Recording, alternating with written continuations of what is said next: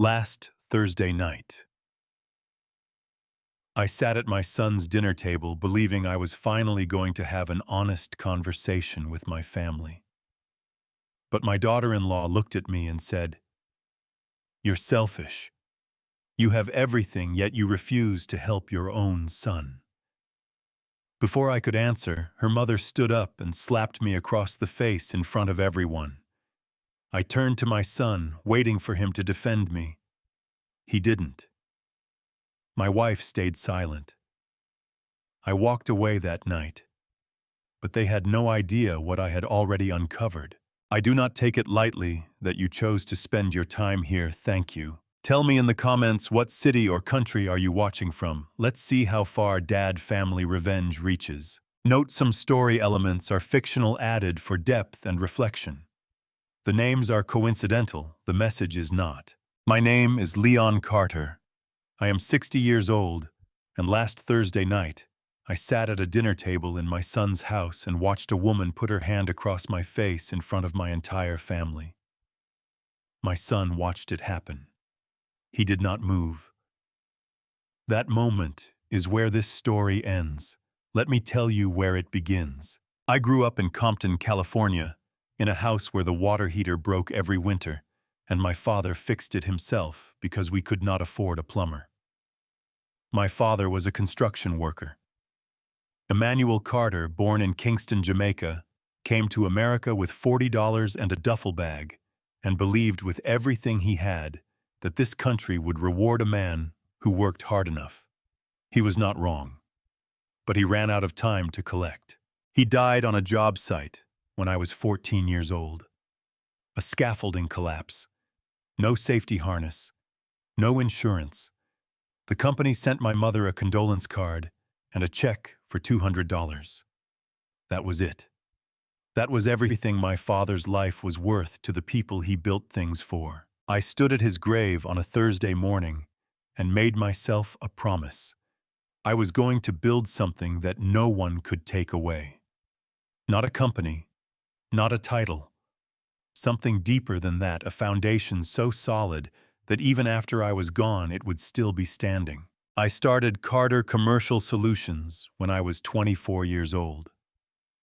One truck, one toolbox, a contractor's license. I studied for 6 months to pass. I took every job nobody else wanted: burst pipes in restaurant basements at 2 in the morning, backed up sewer lines in office buildings on Christmas Eve, industrial drainage systems in warehouses that smelled like the inside of something that had been dead for a week. I worked while other men slept. I saved while other men spent. I reinvested every dollar back into the business before I ever spent a dollar on myself. 35 years later, Carter Commercial Solutions holds service contracts with 43 commercial properties across Los Angeles County. We maintain the plumbing and drainage infrastructure for 2 federal medical facilities, a county courthouse, and 3 of the largest mixed-use developments on the West Side. Our annual revenue has not dipped below $30 million in the last 8 years. I still drive the same Ford F-250 I bought used in 2004. I still wear the same canvas work jacket I have owned since Michael was in middle school.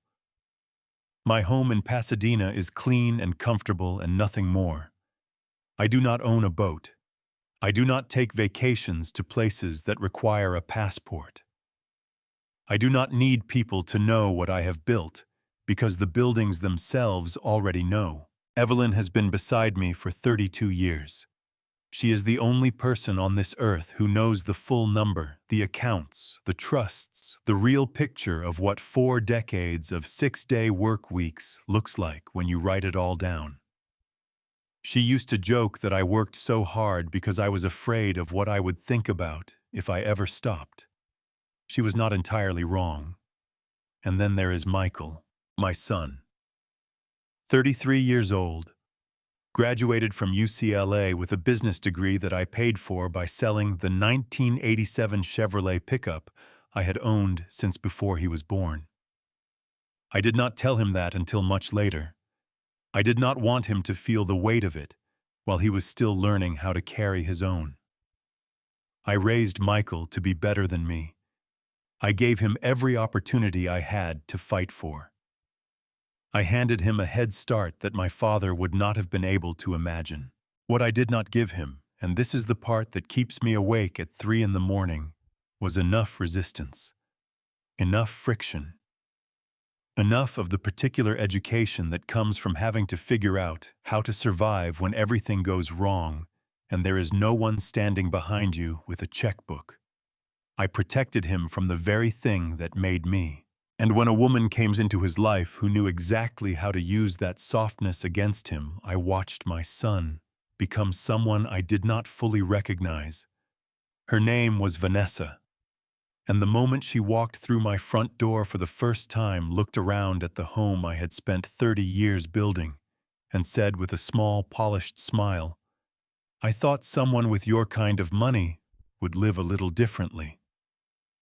I felt something shift in the room. Not anger. Something colder than anger. Recognition. Vanessa Donnell came into Michael's life, the way a cold front comes into Los Angeles, quietly, without announcement. And then suddenly everything feels different, and you cannot remember exactly when the temperature changed. Michael brought her to the house on a Sunday afternoon in October. He called ahead, which he never, and when I heard the careful formality in his voice over the phone, I knew this one was different. I put on a fresh shirt. Evelyn made her lemon pound cake. We sat in the living room and waited like people who understood that something was about to shift. She walked in ahead of Michael. That was the first thing I noticed. Not behind him, not beside him, ahead. She moved through the doorway of my home with the easy confidence of a woman who had already decided she approved of the place, or had already decided she did not, and either way the decision was hers to make. She was beautiful. I will not pretend otherwise. Tall, composed, with dark eyes that moved quickly and took in everything: the furniture, the walls, the framed photographs, the absence of anything flashy or expensive. She smiled and the smile was warm enough, but behind it I could see the calculation running. I had spent 35 years negotiating contracts with developers and city officials and corporate procurement officers. I knew what it looked like when someone was assessing the value of a room. "Mr. Carter," she said, extending her hand, "Michael has told me so much about you." "None of it bad, I hope," I said. She laughed. It was a practiced laugh, pleasant, perfectly timed. "Of course not. He thinks the world of you." We sat down. Evelyn served the cake. Vanessa complimented the house twice, once genuinely, I think, and once in that particular way people compliment things they find lacking. It was during the second compliment, when she let her eyes drift across the living room ceiling and said, "It's so cozy in here.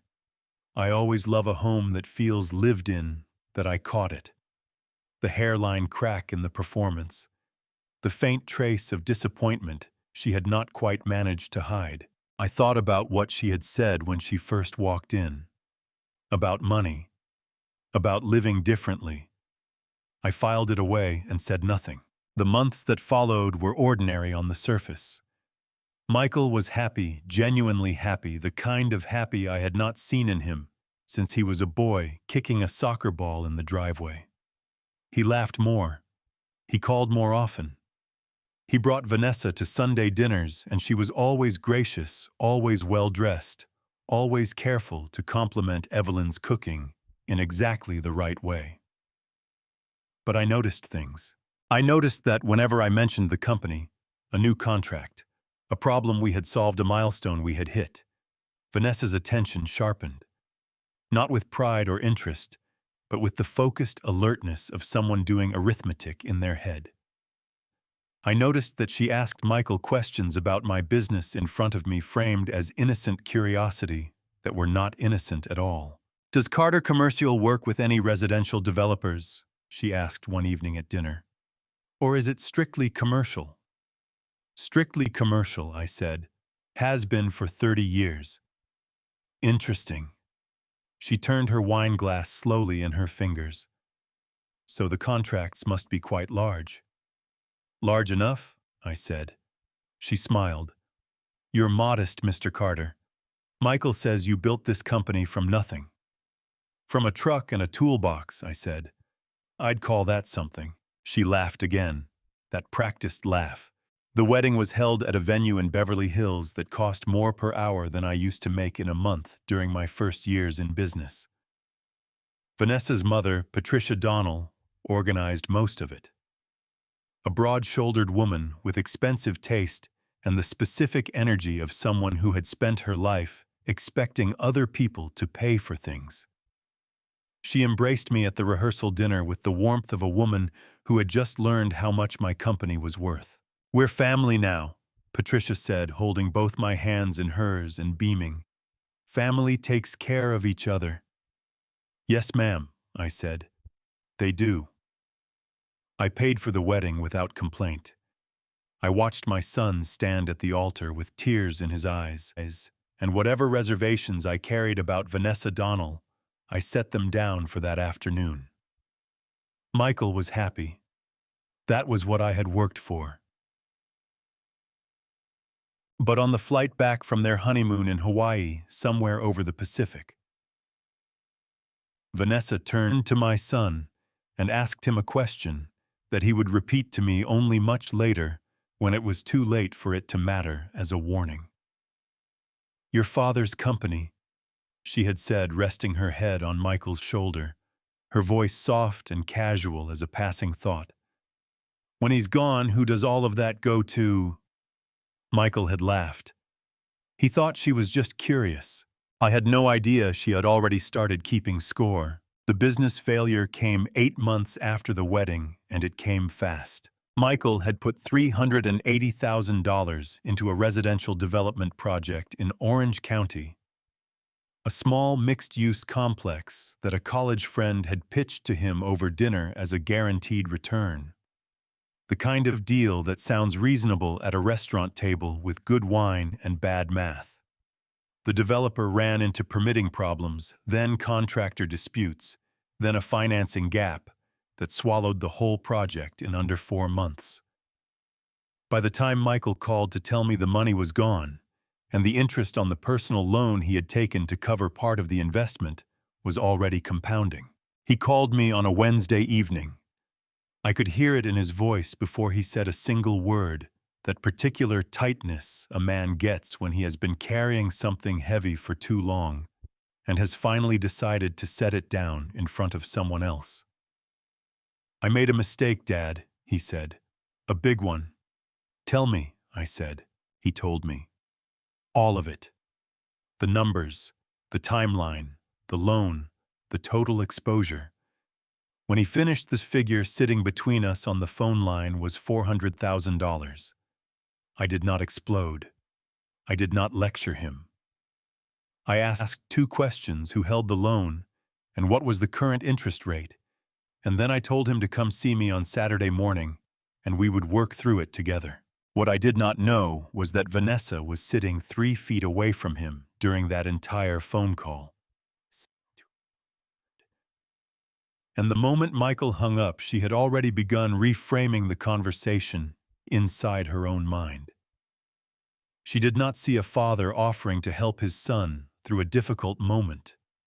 She saw an opening. When Michael came to see me that Saturday, he looked like a man who had not slept properly in 2 weeks. There were shadows under his eyes and a stiffness in his shoulders that did not belong on a 33-year-old. He sat across from me at the kitchen table and wrapped both hands around a mug of coffee like he needed something solid to hold on to. I can help you get through this, I told him. But I need you to understand something first. I am not going to hand you a check and walk away. We are going to sit down with my accountant, look at the full picture, and build a real plan. That means you stay involved in every step. You learn from this. That is the condition. Michael nodded. His eyes were red at the edges. I know, Dad. I'm sorry. Don't be sorry. Be smarter next time. Sorry doesn't fix the pipe. The wrench does. He almost smiled at that. Almost. But when he went home that evening and told Vanessa what I had said, something hardened in her. I learned this later, much later, from Michael himself. She had expected me to write a check on the spot. She had expected the kind of reflexive, unconditional generosity that she believed any wealthy father owed his only son. When she heard instead that I intended to make Michael work through the problem, she took it as a personal insult. That night, she told him something that she would repeat in different forms over the weeks that followed each time, with a little more pressure behind it. Your father has $30 million sitting in accounts you don't even know about, she said. And he's making you jump through hoops like you're one of his employees. You are his son, Michael, his only son. When does that actually mean something to him? Michael tried to push back. He told her I was trying to help, that the condition was reasonable, that I had always operated that way. Vanessa let him finish. Then she said, or maybe he just doesn't trust you. Maybe he never has. That sentence landed somewhere deep in Michael, in a place I had not known was vulnerable. And Vanessa, who was far more perceptive than I had given her credit for, knew exactly what she had found. She began researching California inheritance law 2 days later. She found a Century City attorney who specialized in estate disputes and conservatorship proceedings. In California, under Probate Code Section 1, a court has the authority to appoint a conservator, a legal guardian, to manage the financial affairs of any adult deemed unable to make sound decisions for themselves. If a family member could successfully argue that Leon Carter was no longer mentally competent to run his company or manage his assets, a judge could hand that control directly to his next of kin. His only next of kin was Michael. She had been Vanessa Carter for 8 months by then, but the name change was the only thing about her that had softened. She called the attorney on a Tuesday morning while Michael was at the gym. She did not tell him about the call. She did not tell him about the plan. She simply began laying the groundwork one quiet step at a time, the way a contractor lays pipe deep underground out of sight until the day you turn on the water and realize the whole system has already been built around you. I did not know any of this yet. I was still sitting at my kitchen table on Saturday mornings, believing that the greatest danger my son faced was a bad investment and a hard lesson. I was wrong about that too. She showed up at my office on a Monday morning with 2 cups of coffee and a smile that had been rehearsed in a mirror. I thought I'd come by and learn a little about what you do, Vanessa said, setting one of the cups on my desk like she was doing me a favor. Michael talks about Carter commercial all the time, but I've never actually seen it. I figured since we're family now, I should understand the business better, in case you ever need support. I looked at the coffee. I looked at her. I picked up the cup and said, "Sure, let me show you around." I gave her the tour. Conference room dispatch area, the filing corridor, where we kept physical contract copies going back 20 years. I watched her eyes the whole time. Not obviously the way you watch someone you don't trust, but the way I used to watch a section of pipe I suspected was about to give. Patient, unhurried, waiting for the thing that didn't belong. She asked good questions. That was what made her dangerous. She did not ask about money directly. She asked about process, how contracts were structured, how bids were submitted, how we tracked project timelines. The questions of someone who wanted to understand a system well enough to move through it without being noticed. I introduced her to the staff. She charmed every single one of them. By 11 o'clock, she knew the names of Dale's grandchildren and had complimented Bobby Travis on his 20 years with the company in a way that made the man's chest swell with pride. Bobby Travis had been with me since Michael was in middle school 20 years of showing up early, staying late, and noticing the things that did not belong. He was the person I trusted most to tell me when something in the building felt wrong. He noticed. 2 hours after the tour ended, and Vanessa had gone to lunch with Michael, downtown, Bobby knocked on my office door and stepped inside with a look on his face that I had learned to read over 2 decades. The look of a man who has seen something he cannot quite explain but knows matters. She spent a long time in the filing corridor, Bobby said. Longer than the tour called for. I thought she was looking at the project photos on the wall, but the photos are on the east side. She was standing on the west side, next to the contract cabinets. I set down my pen. How long? 4, maybe 5 minutes.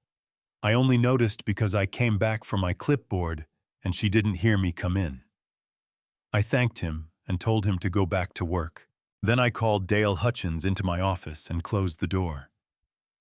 Dale had been my head of accounting for 15 years. He was a thin, precise man who wore the same style of reading glasses he had worn since I hired him, and who treated every financial discrepancy, no matter how small, with the focused alarm of a surgeon spotting an irregular heartbeat. If something had moved inside our systems, Dale would find it. Pull the access logs on the contract files, I told him. Everything from the last 2 weeks. Any external device connections, any file transfers, any login from a credential that isn't a full-time employee. Dale's eyes tightened. You think someone got into the system? I think someone was standing next to the cabinets for 5 minutes, I said, and I want to know what they were looking at. He came back to me before the end of the day. 3 files had been accessed using a temporary digital credential one that Michael had requested on Vanessa's behalf 2 weeks earlier, listing her as a family consultant on an internal form that our office administrator had processed without flagging.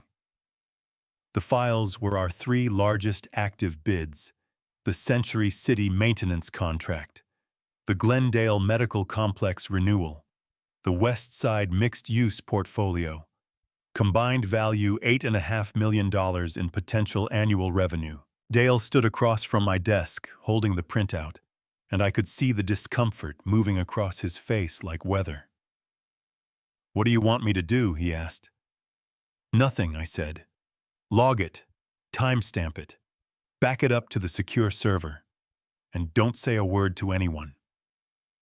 Dale nodded slowly, the way a careful man nods when he understands that something larger is in motion than what he can currently see. I waited until he left. Then I opened my desk drawer and stared at nothing. For a long moment, feeling something settle into place in my chest, not anger, not fear, but the cold, clarifying calm of a man who has just confirmed what he already knew. She had not come to learn about the business. She had come to take it apart. Richard Thorne had been my attorney for 19 years. He was a compact, unhurried man who wore dark suits and spoke in complete sentences and had the particular quality of stillness that belongs to people who have spent decades sitting across from other people in crisis. He did not panic. He did not speculate. He gathered facts the way a good plumber gathers pressure readings methodically, without emotion, until the full picture made itself clear. I called him the morning after Dale gave me the access logs. I did not tell him everything on the phone. I simply said, I need you to look at something. Bring your investigator. He came to my office 2 days later with a leather portfolio and a man named Gerald, who asked very few questions and took very careful notes. I gave them everything. Dale had compiled the access logs, the credential request form with Michael's signature, the timestamps. Richard read through it without expression. Gerald photographed every page. Give me a week, Richard said. He came back in 5 days. He sat across from me at the conference table and opened his portfolio and began to speak in the measured, precise way he always did when the news was not good, and he wanted to make sure I heard every word clearly. The access logs confirm what Dale found, he said. 3 files accessed over 4 separate sessions using the temporary credential your son authorized. The sessions lasted between 11 and 23 minutes each, long enough to read, long enough to copy. I nodded. What else? Richard placed a single sheet of paper on the table and slid it toward me. It was a bank statement. A Chase account opened 4 months ago under the name Michael James Carter. In the deposits column, 3 transfers, $14,000, $18,000, and $15,000, originating from a limited liability company registered in Nevada called Donnell Consulting Group. $47,000, paid to my son over 90 days, from his wife's company. I picked up the paper. I read it twice. I set it back down on the table face up, because turning it over felt like the kind of thing a man does when he is not ready to accept what he is looking at. And I had made a decision long ago to always be ready. The LLC was registered 8 weeks before the credential request was filed, Richard said. The first payment came 6 days after Michael submitted the form. The timing is not coincidental. I stood up from the table and walked to the window. 19 floors below Figueroa Street moved the way it always did, trucks and taxis and people with somewhere to be. The whole indifferent machinery of the city running exactly as it always had. I pressed 2 fingers against the glass and felt how cold it was. I thought about a Tuesday morning in the spring of 1991. Michael was 4 years old. I had just landed my first commercial contract, a small office building in Torrance. Nothing significant, but the first time someone had trusted me with something real. I came home at midnight, still in my work clothes, smelling like solder and pipe cement, and Michael was still awake. He had refused to go to sleep until I got home, my wife told me. He had sat at the top of the stairs for 2 hours waiting. When I came through the door, he scrambled down the stairs so fast he nearly fell, and he wrapped both arms around my leg and said, "Daddy's home," with a happiness so complete and uncomplicated that I had to turn my face away so he would not see what it did to me. That boy. That exact boy. I turned back from the window. "What does the $47,000 buy?" I asked. My voice came out steadier than I expected. Richard chose his next words carefully. "It buys cooperation," he said. "Or at minimum, it buys silence." Whether Michael understood the full purpose of those payments, that's a question I can't answer from a bank statement alone. But he knew the money was coming from her. Yes, Richard said. He knew that. The room felt very still. My chest had that specific tightness I remembered from the morning they told me my father had died, not the sharp pain of shock, but the deep settling weight of something permanent. A door closing somewhere that you cannot reopen. "Keep going," I said. "I want to see every step they've planned, every single one." Richard nodded and reached for his portfolio. "There's more," he said. "There's quite a bit more." I pulled my chair back to the table and sat down. Whatever was coming, I was going to face it, with my eyes open and my hands steady. That was the only way I had ever known how to work. The Century City contract was gone before I even knew it was at risk. Dale brought me the news on a Thursday afternoon, standing in my doorway, with a printout in his hand and an expression on his face like a man delivering a diagnosis he wished he did not have to give. The building management group had awarded their annual maintenance contract to Okafor Building Systems, Frank Okafor's company, our most consistent competitor for the past 11 years. Their bid came in 3% below ours, Dale said. On a contract this size, that's not a coincidence. That's inside information. $2.3 million. Gone. I asked Dale to pull the file number on the Century City bid. He told me before I finished the sentence it was one of the 3 files Vanessa had accessed. I called Richard that evening and told him to find out everything he could about the communication between Vanessa and Frank Okafor. I did not want confrontation. I wanted documentation. There is a significant legal difference between suspecting someone of stealing your trade secrets and being able to prove it in a federal courtroom, and I had not spent 35 years in business without learning that the second one requires patience, the first one does not. Under federal law, specifically Title 18 Section of the United States Code, the theft and transmission of trade secrets for commercial advantage is a federal crime. Our bid documents contained proprietary cost structures, vendor relationships, and margin calculations that we had developed over decades. They were not public information. They were the architectural drawings of how we competed, and someone had handed them to our competitor for money.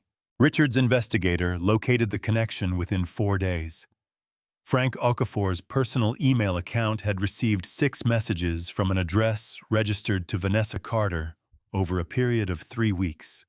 Richard obtained copies through his contacts and brought them to me on a Tuesday morning. I read them at my desk without moving for 11 minutes. The first 3 emails contained bid summaries. Numbers, timelines, our pricing rationale. Everything Frank needed to undercut us with surgical precision. But it was the 4th email that made the air in my office feel different. In it, Vanessa had written to Frank with the casual confidence of someone who believed she was already operating from a position of power. Once I have operational control of Carter Commercial, she wrote, we can formalize this arrangement. I'll route priority contracts your way on a regular basis. We split the margin. This is just the beginning. She was not stealing one contract.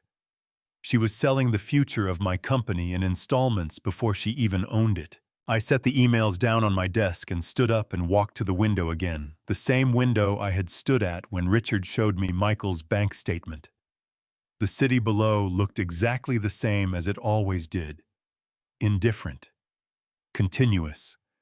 Unconcerned with the particular damage being done 30 floors above it. Richard had already reached out to Frank Okafor's attorney. The message was simple and deliberately unsettling. The individual who provided Frank with Carter Commercial's proprietary bid information was currently the subject of a federal investigation, and any party found to have knowingly received stolen trade secrets faced their own significant legal exposure. Frank's attorney called back within 2 hours. Frank was prepared to cooperate fully and provide all documentation of his communications with Vanessa in exchange for a civil resolution rather than criminal referral. I drove out to Santa Monica that evening after the office cleared out.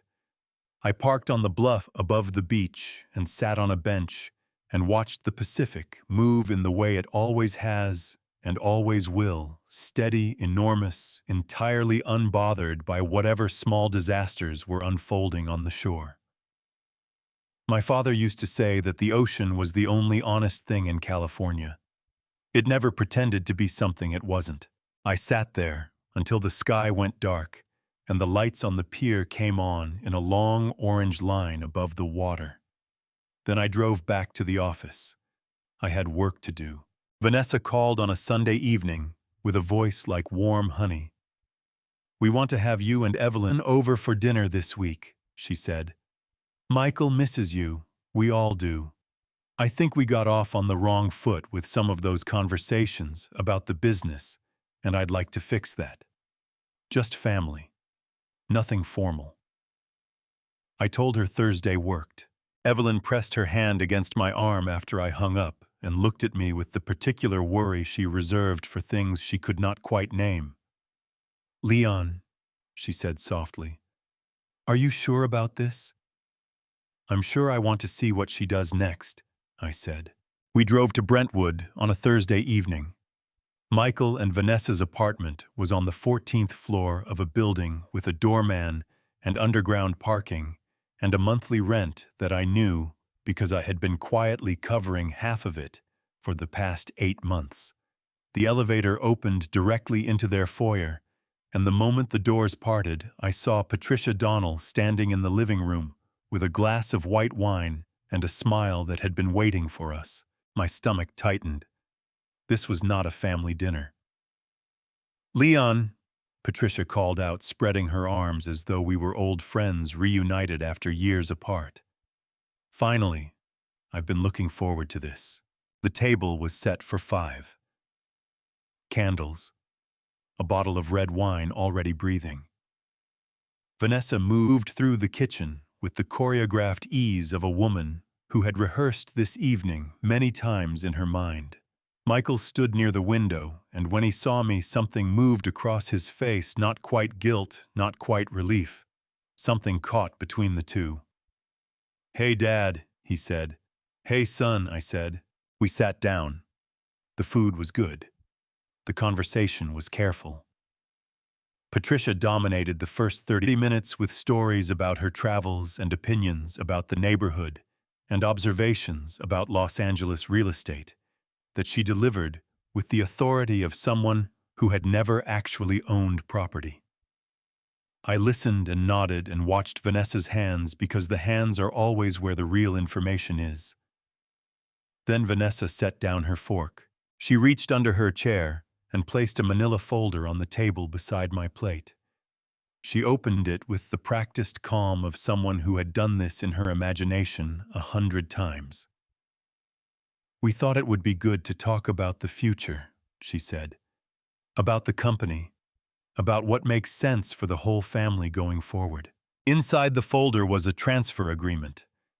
30% of Carter Commercial Solutions to be signed over to Michael Carter, effective immediately upon execution. I picked up the document. I read the first page. I read the second page. I set it down without expression and looked across the table at my son. "Michael," I said, "did you read this before tonight?" His jaw tightened. He looked down at his plate. Vanessa put it together. She thought it was fair. "I'm asking if you read it." He looked up at me. His eyes were red at the rims, the way they got when he was ashamed of something and trying not to show it. "Yeah, Dad. I read it." I nodded slowly. I placed both hands flat on the table and looked at Vanessa. "I won't be signing this, Stas," I said. The temperature in the room dropped 10 degrees. Vanessa leaned forward, her voice still controlled, but with something harder underneath it, now something that had been waiting behind the warm honey all evening. "Leon, you have built something extraordinary. Nobody is disputing that. But Michael is your son and your only heir, and keeping him locked out of his own future isn't protecting anything, it's just control." "It's my company," I said, "and my decision." That was when Patricia set down her wine glass. She pushed back her chair. She walked around the end of the table with the slow, deliberate energy of a woman who had decided that the time for subtlety was finished. She stopped beside me. I looked up at her. Her hand came across my face so fast I did not see it move. The sound of it filled the room, sharp and flat and ugly. My cheek burned. I tasted something copper at the corner of my mouth. I did not reach up to touch my face. I did not stand up. I turned my head slowly and looked directly at my son. Michael had risen halfway out of his chair. His face had gone pale, then red, then pale again. His hands were pressed flat against the table so hard, his knuckles had whitened. He was breathing fast through his nose. "Michael," I said quietly, "you saw what she just did." The words hung in the air between us. Evelyn made a small, broken sound from across the table, a sound like something tearing slowly. Michael's mouth opened, closed. He dropped back into his chair and pressed both hands over his face and said in a voice so low I almost did not hear it, "Dad, please, just don't make this worse." I felt those words go into me the way cold water goes into a crack in concrete, slow and quiet, and then when it freezes, capable of splitting the whole thing apart. She probably had her reasons, he said. I stood up. I straightened my jacket. I looked at Evan, who was staring at the table with her hands clasped in her lap, so tightly her rings had left marks on her fingers. Then I looked at Vanessa, who had not moved, who was watching me with the still, calculating expression of someone measuring how much damage had been done. I walked to the door without another word. In the elevator going down, I pulled out my phone and typed a message to Richard Thorne. Moved to phase 2. I hit send. The elevator doors opened into the parking garage. I walked to my truck, got in, and sat there with both hands on the wheel, staring at the concrete wall in front of me, while the burning in my cheek faded to a dull, persistent ache. I had raised my son to be better than this moment. That was the part that hurt the most. I did not sleep that night. I lay in the dark and stared at the ceiling and listened to Evelyn breathe beside me, shallow, uneven. Even the breathing of someone who was also awake, but had decided not to say so. We did not speak. The space between us in that bed felt wider than it had in 32 years of marriage, not because of anger, but because of something neither of us had the words for yet. Grief, maybe. The specific grief of watching something you built with your whole life begin to show its cracks. At 5:30, I got up, made coffee, and sat at the kitchen table until it was late enough to call Richard. He met me at his office on Bunker Hill at 8 o'clock sharp. His assistant brought coffee without being asked.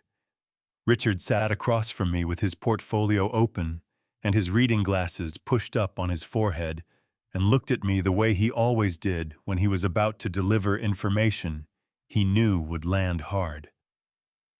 "How's your face?" he asked. "Fine," I said. "Tell me what you found." He nodded and turned to the first page. "Vanessa has been in contact with a psychiatrist named Gerald Foss," Richard said. "Beverly Hills practice. He has 2 open complaints filed against him with the California Medical Board, both involving allegations that he provided written evaluations tailored to the outcome his clients wanted rather than the outcome his examination supported. Neither complaint has resulted in formal discipline yet, but the pattern is documented. I wrapped both hands around my coffee cup. "What kind of evaluation is she looking for?" "A cognitive competency assessment," Richard said. "Under California Probate Code Section 1801, any interested party, including a family member, can petition the court to appoint a conservator over an individual deemed unable to manage their own financial affairs.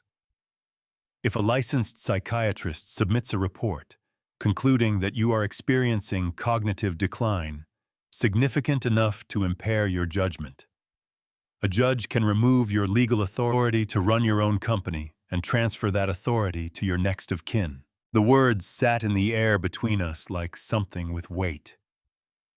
"She wants to have me declared incompetent," I said. "She wants to create the legal conditions under which a court would do it for her," Richard said. "There is a meaningful difference. She does not need to prove it conclusively. She only needs to create enough doubt." I set my coffee down. Outside the window, the downtown skyline was catching the early morning light in the way it did on clear days, glass and steel going gold from the top down, the city waking up floor by floor. "What else?" I said. Richard turned another page. "She has retained an attorney in New York to examine the structure of your assets, specifically your real estate holdings and any trust arrangements that might be vulnerable to challenge from outside California." He paused. "They have not located the Delaware Statutory Trust." "They won't," I said. Richard looked at me over the top of his glasses. "You want to explain that?" I leaned back in my chair. 3 years ago, after the second time, Vanessa made a comment about my house that suggested she was already calculating what it was worth. I had sat in this same office with Richard and restructured everything. The bulk of my assets, the accumulated value of 35 years of work, had been moved into a Delaware statutory trust, a legal structure that operates under Delaware law regardless of where the grantor lives. The trust was held under the name of a Shell LLC registered in Wyoming. There was no public document connecting that entity to Leon Carter by name. "She's been looking at the walls," I said. "The real foundation is somewhere she hasn't thought to look." Richard allowed himself a small, precise smile, the closest thing to satisfaction he ever showed in a professional setting. "That changes the calculus considerably," he said. "I know," I said, "which is why I need Dr. Foss to come to my house." Richard's smile disappeared. "Excuse me. If Vanessa has arranged for him to evaluate me, let him evaluate me," I said. "I want him in my kitchen. I want him comfortable. I want him to believe he is talking to exactly the man she described." I looked at Richard steadily. "And I want a recording device under the table before he arrives." Richard studied me for a long moment. Then he picked up his pen. "I'll need to advise you on the legal parameters of consensual recording in California," he said. "California is a two-party consent state," I said. "I'm aware, which is why the device will be on my property in my home, and I will be one of the parties present." I paused. "Is there anything else I need to know?" Richard looked at me the way he sometimes did, with the expression of a man who had been a lawyer 30 years and was still occasionally surprised by his clients. "No," he said. "I think you have it." I stood up and buttoned my jacket. The morning sun was fully up now, the gold gone out of the skyline and replaced by the flat, honest light of a working day. "One more thing," Richard said as I reached the door. "The slap last night. Patricia Donnell. Do you want to pursue that?" I thought about it for exactly 2 seconds. "Not yet," I said. "Let her think it didn't matter. People who believe they've gotten away with something always do the next thing too fast." I walked out into this corridor and pressed the elevator button and stood there with my hands in my pockets, feeling the particular steadiness that comes not from the absence of anger, but from knowing exactly what you are going to do with it. Before I reveal what happened when that doctor walked into my kitchen, drop the number 9 in the comments right now, so I know you are still with me. Because what he said next, I could not have scripted it better myself. Quick note. Some details in this story have been fictionalized for storytelling purposes. If that is not something you are comfortable with, this is a good place to step away. No hard feelings at all. Dr. Gerald Foss arrived at my front door on a Wednesday morning at 10 o'clock. And the first thing I noticed was that he had not brought a medical bag. He had brought a briefcase. Slim, expensive, the kind that exists to be seen rather than used. He was a trim man in his mid-50s, with silver hair swept back from his forehead, and the practiced confidence of someone who had spent decades being the most credentialed person in any room he entered. He wore a sport coat the color of charcoal over a pressed shirt with no tie, the studied casualness of a man who wanted you to know he was successful enough not to need formality. He extended his hand and smiled the way people smile when they have already decided how a conversation is going to go. "Mr. Carter," he said warmly, "I appreciate you making time for me. Your family reached out because they care about you. I hope you understand this is just a routine wellness check. Nothing to be concerned about." "Of course," I said. "Come on in. I just made coffee." I had been awake since 4:30. The recording device, a small digital unit no larger than a deck of cards, was fastened with industrial adhesive to the underside of the kitchen table positioned directly below where a guest would sit. Richard had confirmed the previous afternoon that under California Penal Code Section 632, a recording is lawful when at least one party to the conversation has given consent.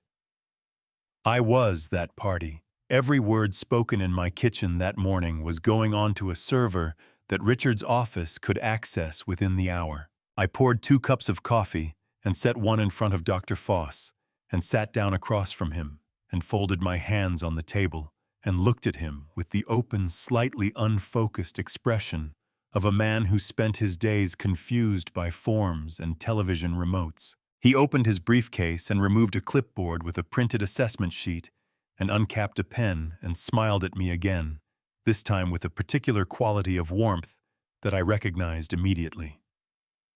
It was the smile adults use with elderly people they have already decided are diminished. "Let's start with some easy ones," he said. "Can you tell me what today's date is?" I furrowed my brow. I looked at the ceiling. I looked back at him. "I believe it's Thursday," I said slowly. "Or no, it might be Wednesday. The days run together sometimes."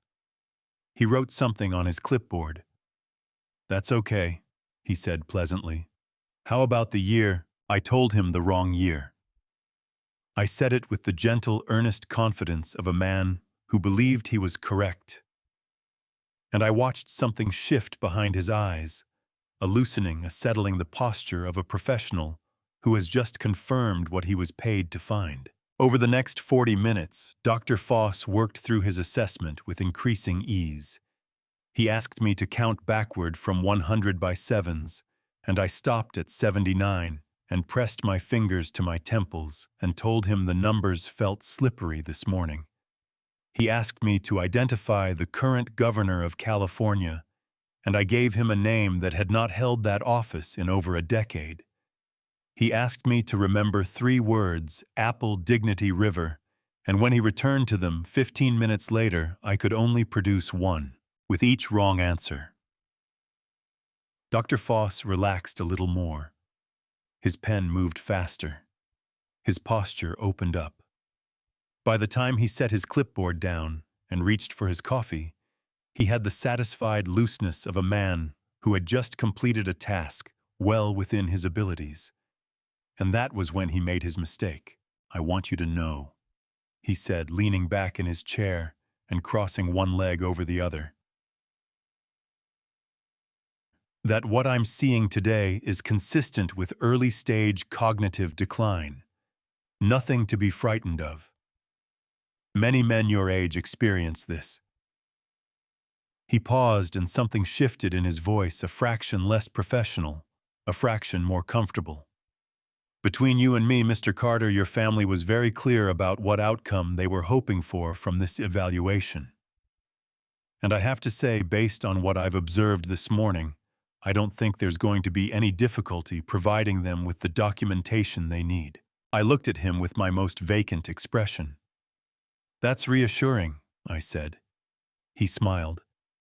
"The fee arrangement your daughter-in-law proposed is quite generous," he continued as though he were commenting on the weather.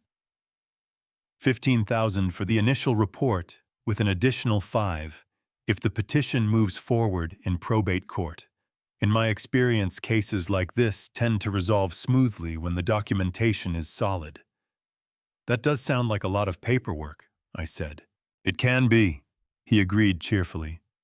"But that's what I'm here for." He snapped his briefcase shut, 12 minutes later shook my hand with the brisk warmth of a man who had just earned his fee and let himself out through the front door. I waited until I heard his car leave the driveway. Then I reached under the table, peeled the recording device free, and plugged it into my laptop. I opened the audio file. I moved the playback marker to the moment Dr. Foss had set down his clipboard and crossed his legs and begun to speak freely. I listened to it once all the way through. Then I attached the file to an encrypted email and sent it to Richard Thorne with 3 words in the subject line. "Add this." Everything. I closed the laptop and picked up my coffee cup and walked to the kitchen window. The morning was clear and bright. the San Gabriel Mountains visible on the horizon, the way they only were on days when the wind had pushed the smog east. Under California Welfare and Institutions Code Section 156.10.3, financial abuse of an elder, any person 60 years of age or older, includes the act of taking, secreting, or obtaining property through undue influence or fraud. The law also covers those who assist, advise, or facilitate such acts. Dr. Gerald Foss had just confessed in explicit detail and at his own initiative to accepting payment to produce a fraudulent medical report for the purpose of stripping an elderly man of his legal autonomy and financial control. I had done it in my kitchen, into my microphone, over my coffee. I finished the cup and set it in the sink and picked up my phone and called Dale. "Everything good at the office?" I asked. "Smooth as ever, boss," Dale said. "You need something?" "No," I said. "Just checking in." I hung up and stood there in the quiet of my kitchen, listening to the particular silence of a house where everything was about to change, and only one person knew it. She came to my office on a Tuesday afternoon without calling first. I heard her voice at the front desk before I saw her asking Bobby if I was available. Her tone careful and quiet, in the way it only got when she was holding something inside that had become too heavy to carry alone. Bobby walked back to my office and knocked and said, "Mrs. Carter is here," with an expression that told me he understood this was not a routine visit. I told him to send her in and close the file I had been reviewing and set it aside. Evelyn walked through the door, and my chest tightened the moment I saw her face. She looked like she had aged a year in the 2 weeks since the dinner in Brentwood. The skin beneath her eyes was bruised with exhaustion, and her hands, her steady, capable hands, that had held our family together through 32 years of hard seasons, were trembling at her sides as she crossed the room and sat down across from me. She did not reach for the box of tissues on the corner of my desk. She gripped the arms of the instead, knuckles going white like a woman bracing herself against something she could feel coming up from inside her. "I have to tell you something," she said, "and I need you to let me finish before you say anything." "Okay," I said. She took a breath so deep it shuddered on the way out. "Vanessa came to see me," Evelyn said. "Not recently, 4 months ago. Before any of this, before the dinner, before Patricia, before all of it." Her voice broke on the last word, and she pressed her lips together hard and pushed through it. "She came to the house on a Thursday morning when you were at the office. She brought flowers. Sunflowers, she knew they were my favorite. She sat at my kitchen table and she was kind and she was warm, and she talked about Michael, the way a woman talks about a man she genuinely loves, and I believed her, Leon. I wanted to believe her. I kept my hands flat on the desk and my face still. I did not say anything. She told me that you were holding on to the company too tightly." Evelyn continued, her voice steadying slightly as she moved deeper into the truth of it. "She said Michael was suffocating under the weight of feeling like he would never be trusted with his own inheritance. She said she was not trying to take anything, she just wanted Michael to have a seat at the table while you were still there to guide him." Evelyn paused. She made it sound so reasonable, so loving, like all she wanted was for our family to be whole. "And then," I said. Evelyn's jaw tightened. Her eyes filled and she blinked hard, refusing to let the tears come, yet fighting them back with the particular stubbornness of a woman who had decided she was going to get through this standing up.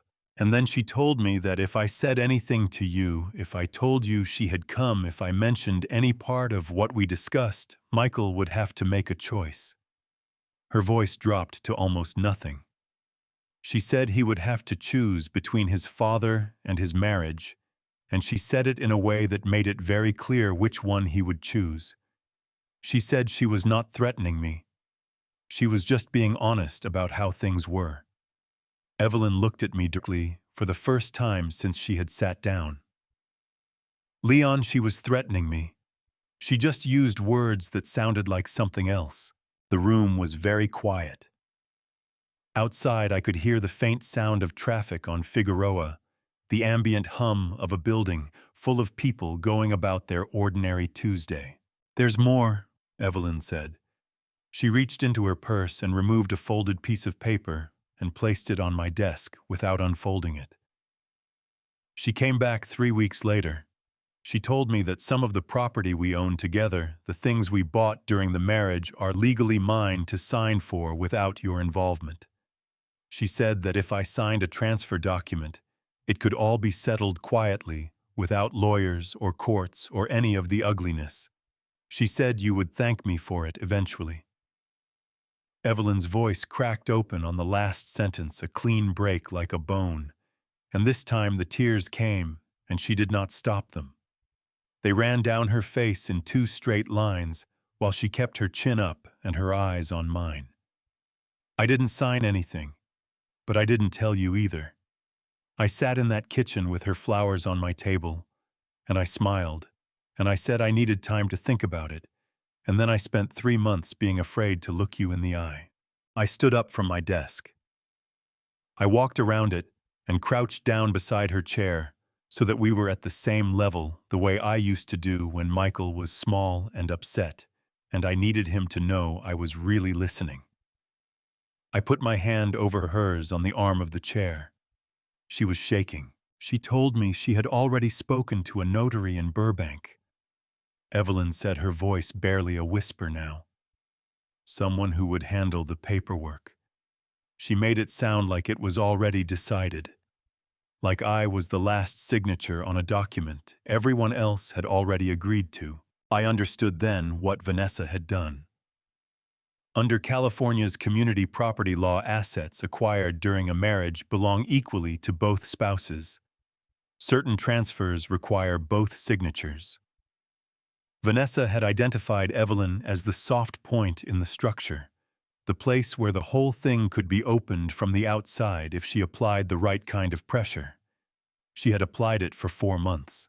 I squeezed Evelyn's hand, and she turned hers over and gripped mine so hard it hurt, and I let it hurt because I understood that she needed something solid to hold on to right now, and I was the only thing available.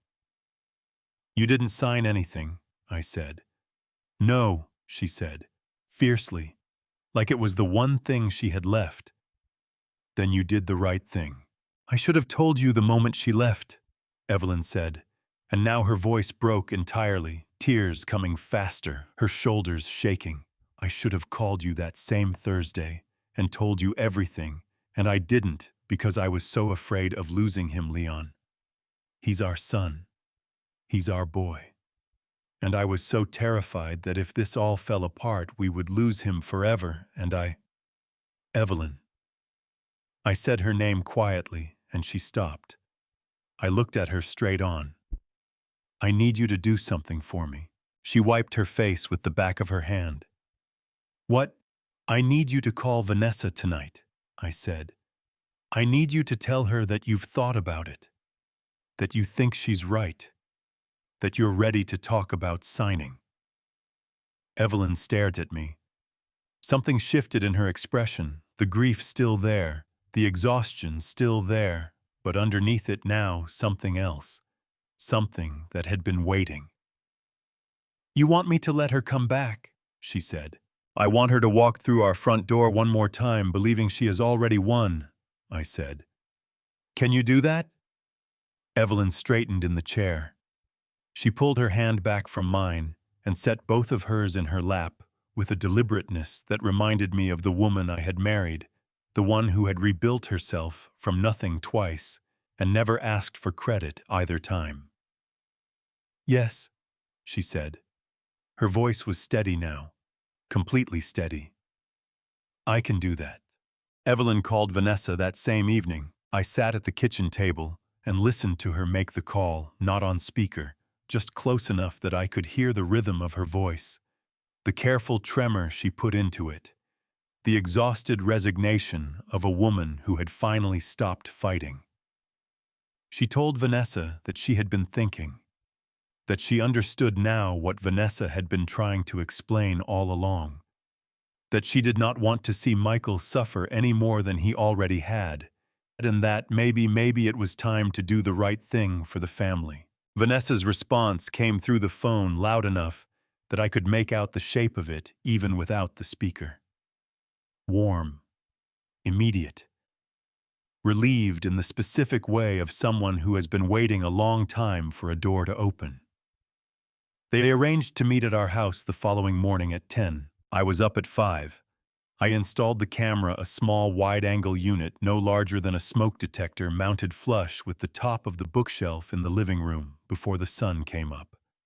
I ran a cable test twice. The image was clear and the audio pickup was strong enough to capture normal conversation from anywhere in the room. I positioned 2 chairs at a slight angle to the shelf facing each other across the coffee table, so that whoever sat in the guest chair would be facing the lens directly without knowing it. Richard had confirmed the previous night that the recording was legally sound. California Penal Code 632 required consent from at least one party. I owned the home. I had installed the device. I was the consenting party, and every frame captured on that camera was admissible. I drove to the office at 7 and sat at my desk and watched the live feed on my laptop through a secure connection, the way a man watches something he has spent a long time setting in motion finally begin to move. Vanessa arrived 11 minutes early. She came through the front door with a leather portfolio under one arm and the composed, pleasant energy of someone arriving for a business meeting she fully expected to win. She kissed Evelyn on the cheek. She set the portfolio on the coffee table and sat down in exactly the chair I had positioned for her, crossing her legs and smoothing her jacket, and smiling across at my wife with the practiced warmth of a woman who had been performing this particular role for a long time. "I'm so glad you called," Vanessa said. "I know this hasn't been easy, but I really do believe this is the right thing for Michael, for you, for everyone." "I've been doing a lot of thinking," Evelyn said. Her voice was steady and soft and exactly right. "I just want things to be peaceful again." Vanessa opened the portfolio. Inside were 2 documents, the transfer agreement she had brought to the Brentwood dinner, and a shorter supplementary form that she placed on top. "This one just handles the community property component," she said, tapping the shorter document with one finger. "The assets you and Leon acquired together during the marriage. Your signature on this one is all we need. Leon doesn't have to be involved at all." "And this is legal?" Evelyn asked, gently, innocently. "Completely," Vanessa said. She leaned forward with the confidence of someone delivering reassurance they have rehearsed. "I've already spoken with a notary in Burbank who can process the paperwork. We won't even need to go to a courthouse. He'll come to you, handle everything on site, and the transfer will be registered within 72 hours. She paused. "Leon will be upset at first. But once the transition is complete and Michael is running the company the way it should be run, everyone will see that this was the right decision." Evelyn picked up the document and turned it slowly in her hands. "I want to make sure I understand what I'm signing," she said. "Can you walk me through it one more time?" Vanessa's smile did not falter. She leaned forward and began explaining the asset categories, the transfer mechanism, the legal language that made it binding. She spoke for 11 uninterrupted minutes, with the fluency of someone who had memorized a script and believed in it completely. She mentioned the Burbank notary twice more. She described in explicit detail how the transfer would effectively remove Leon's legal authority over the jointly held assets before he could challenge it. She said all of it directly into the lens of my camera. When she finished, Evelyn set the document down on the coffee table and looked at her hands. "Let me just get a pen from the other room," she said quietly. She stepped out of the room. She did not come back with a pen. She came back with a glass of water, set it in front of Vanessa, and said that she wanted to read through it one more time before signing, that she had promised herself she would not sign anything without reading it fully, and she hoped Vanessa understood. Vanessa understood. She said she had all the time in the world, but she left 40 minutes later without a signature. I watched her walk to her car on the camera feed. She moved quickly, her portfolio tucked tight under her arm, already pulling out her phone before she reached the driveway. I could not hear what she said into it, but I could see from the set of her shoulders that she believed she was one conversation away from closing the deal. I called Richard. She mentioned the Burbank notary twice by name, I said. On camera. She described the full transfer mechanism. She explained exactly how it would remove my legal authority before I could respond. There was a pause on Richard's end. Then he said, "That's notary fraud under California Government Code Section 8214. And because the assets being transferred include holdings under the Delaware trust structure, it crosses state lines. That gives the FBI concurrent jurisdiction." "I know," I said. "Leon." Richard's voice had a quality I did not often hear in it, something close to satisfaction. "You have 3 separate documented offenses now. The trade secret theft, the fraudulent psychiatric evaluation, and this." "I know," I said again. "She built this herself," Richard said. "Every piece of it." I closed the laptop and leaned back in my chair and looked at the ceiling of my office for a long moment, thinking about the particular patience it had taken to get here. 35 years of building things, of learning that the most important part of any job was not the moment you turned the water on, but all the hours you spent making sure the pipes were right before you did. "Set up the shareholder meeting," I said. "It's time." I called Michael on a Thursday morning and asked him to meet me for coffee. Not at my office. Not at his apartment.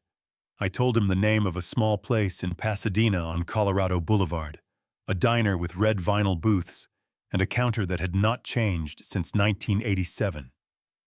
And I heard the pause on his end of the line, the half-second of recognition that told me he remembered. We used to go there on Saturday mornings when he was a boy. He would order the same thing every time: scrambled eggs, wheat toast, orange juice in the small glass, and he would sit across from me with his elbows on the table and talk about whatever was alive in his mind that week. Baseball, a kid at school, a question about how engines worked. He talked and I listened, and for an hour every Saturday morning, the rest of the world did not exist. He said he would be there at 9. I arrived first.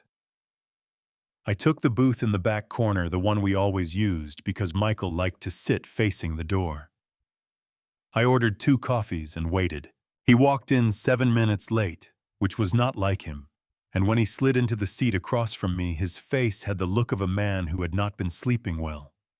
His eyes were shadowed and his jaw was tight, and he wrapped both hands around the coffee cup, the moment it was in front of him, the way a person holds something warm when they are cold all the way through. "Hey, Dad," he said. "Hey, son," I said. We talked about nothing. For a few minutes, the drive over the weather, a sports score. I did not actually care about. I let him have those minutes because I remembered what it felt like to need a short runway before something hard. Then I reached into the inside pocket of my jacket and placed 2 documents on the table between us. The first was the access log from our company system. Michael's name on the credential authorization. The dates. The file numbers. The duration of each session. The second was the bank statement. The Chase account. The 3 deposits from Donnell Consulting Group, $47,000 over 90 days. Michael looked at the documents. The color left his face so completely and so quickly that I watched it happen The way you watch a light go out one moment, it was there and then it simply was not. He did not reach for them. He stared at them on the table between us as though they were something that had fallen from a height, and he was not yet sure of the damage. "Michael," I said quietly, "I need you to tell me the truth. Did she tell you what she was going to do with the access?" His throat moved. He picked up his coffee cup and put it down without drinking. His hands were not steady. "She said it was research," he said. "She said she wanted to understand how the business worked, in case something happened to you, in case she needed to help manage things." He stopped, swallowed. "She said it was for the family. She sold our Century City contract to Frank Okafor," I said. "We lost $2.3 million. The bid information came from the files she accessed using the credential you signed." Michael closed his eyes. He pressed one hand flat against the table, and his fingers spread out, and then curled slowly inward, like something wilting. "Dad, I'm not finished," I said. Not harshly, just clearly. I reached back into my kit and removed the last thing I had brought. A single sheet of paper worn soft at the folds from being opened and refolded many times over many years. I placed it on the table beside the bank statement. It was a receipt, a bill of sale from a private vehicle transaction dated March of 1991. One 1987 Chevrolet pickup truck sold for $4,200. The buyer's signature at the bottom was a name I no longer remembered. The seller's signature was mine. Michael looked at it. His eyes moved from the receipt to my face and back to the receipt, and something in his expression shifted, cracked open slowly, like ground after a long freeze. "I sold that truck the morning after you called me to say you had gotten into UCLA," I said. "I used the money to cover the gap in your first semester tuition. I didn't tell you because I didn't want you spending 4 years of college feeling like you owed me something. I wanted you to go and learn and become who you were going to become without that weight on you." Michael's jaw was working. His eyes were red and getting redder, and he was pressing his lips together with the concentrated effort of a man trying very hard not to come apart in a diner booth on a Thursday morning. "I have kept that receipt in my wallet for 33 years, I said. "Not to hold over you, not to remind you what you owe me. I kept it because it was the best $4,000 I ever spent. And I wanted to remember what it felt like to give something to someone you love without needing them to know." A sound came out of Michael, then not quite a word, not quite a sob, something in between, compressed and ragged. The sound of a man who has been holding something in for a long time and has just run out of the strength to keep holding it. He pressed the back of his hand against his mouth, and his shoulders shook once hard, and his eyes spilled over, and he turned his face toward the window so I would not see it full on, but I saw it anyway. I let him have that. After a moment, he turned back. His face was wet, and he did not wipe it. He looked at me across the table with the open, wrecked expression of a man who has just understood something he cannot unfind. "I knew she had contacted Frank Okafor," he said. His voice was raw. "She told me she was exploring a partnership, that she was being proactive. I didn't ask what kind of partnership. I didn't ask what she was offering him." He stopped. Started again. "I didn't ask because I didn't want to know the answer. And I think I understood what that meant, and I told myself it was fine, and it was not fine, and I have known that for months, and I didn't." "Michael," I said. He stopped. "The difference between being deceived and choosing not to look," I said, "is something only you can measure. I'm not here to measure it for you." He nodded. He wiped his face finally with the heel of his hand and looked down at the receipt on the table. "What happens now?" he asked. I picked up the receipt and folded it carefully back along its worn creases and returned it to my jacket pocket. "Now you decide what kind of man you want to be on the other side of this," I said. "That part has always been yours. I just need you to know that the door on my end has never been closed." I left money on the table for the coffee and slid out of the booth. Michael stayed seated, both hands wrapped around his cup, again staring at the surface of his coffee, like a man reading something written there that only he could see. I walked out into this Pasadena morning and got into my truck and sat there for a moment, with my hands on the wheel. The receipt was in my pocket. It had been there for 33 years. It could wait a little longer. The office was empty by 6:30. I heard the last of the staff leave, the distant sound of the elevator, the building settling into its evening quiet, and then there was nothing but the low hum of the ventilation system and the city outside the windows, doing what the city always did, indifferent and continuous, and lit up orange against the dark. I did not go home. I sat at my desk and turned off the overhead light and worked by the lamp in the corner. The small one Evelyn had given me 15 years ago because she said the overhead fluorescence made me look like I was being interrogated. The lamp threw a warm circle across the desk and left the rest of the room in shadow. And in that shadow, I could see the outlines of 35 years, the framed photographs on the wall. The first commercial contract mounted behind glass, the hard hat on the shelf that I had worn on the day we broke ground on our largest project, a mixed-use complex in Culver City that had taken 3 years to complete and was still standing solid and unglamorous exactly the way I had built it. I opened the bottom drawer of my desk. Underneath a folder of insurance documents and a spare set of office keys was a plain white envelope sealed with a strip of tape that had yellowed slightly at the edges.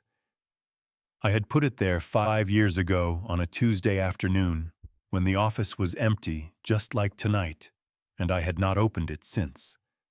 I picked it up and held it in both hands. The letter inside was 4 pages, handwritten in the careful block print I had used since boyhood because my cursive had always been unreadable, and I had wanted every word to be clear. I had written it over 3 evenings sitting at the kitchen table after Evelyn had gone to bed, rewriting sentences until they said exactly what I meant, and nothing more. I had written it for Michael. I had written it because there were things I had never said out loud, not from pride or stubbornness, but because I had always believed that some things needed to be received at the right moment, or they would not land properly. A truth delivered too early becomes noise. A truth delivered at the right time becomes direction. I had been waiting for the right time. The letter told him everything. The full number, the accounts, the trusts, the real picture of what 35 years of 6-day work weeks looked like when you added it all up. It told him about the Delaware Statutory Trust and why I had structured it the way I had, not to exclude him, but to protect what we had both inherited from the idea that honest work deserved honest reward. It told him about his grandfather Emmanuel, who had come to this country with $40 and a belief that the rules of this place would eventually apply to him too, and who had died before he got to find out whether he was right. It told him that I had always intended to give him everything, that the condition was never a question of love. It was a question of readiness. And readiness, in my experience, was not something you could hand a person. It was something they had to earn through the specific education of being trusted with something real and watching what happened next. The letter told him that the crisis he had faced with the Orange County investment had been the moment I was waiting for. That I had hoped he would come to me not for money, but for counsel, that he would sit down across from me and say, "I made a mistake, and I want to understand why, and I want to learn how to make a better decision next time." That if he had done that, I would have handed him the envelope that same afternoon. He had not done that. He had come to me with Vanessa's framing already in place, already halfway, convinced that my refusal to write a check was evidence of withholding rather than teaching. And I had understood then that he was not ready, not because of the mistake, but because of what he had told himself the mistake meant. I set the letter down on the desk and leaned back in my chair and looked at the ceiling. Bobby knocked on the open door at 7:15. He was still in his work clothes, which meant he had stayed late finishing something, which meant he was Bobby. "Didn't know you were still here, boss," he said. "Same to you," I said. He leaned against the doorframe and looked at the envelope on my desk with the tactful non-curiosity of a man who had learned over 20 years when to ask and when not to. "You okay?" he said. "Getting there," I said. "Bobby, you've been here 20 years. If you had it to do again, would you?" He did not hesitate.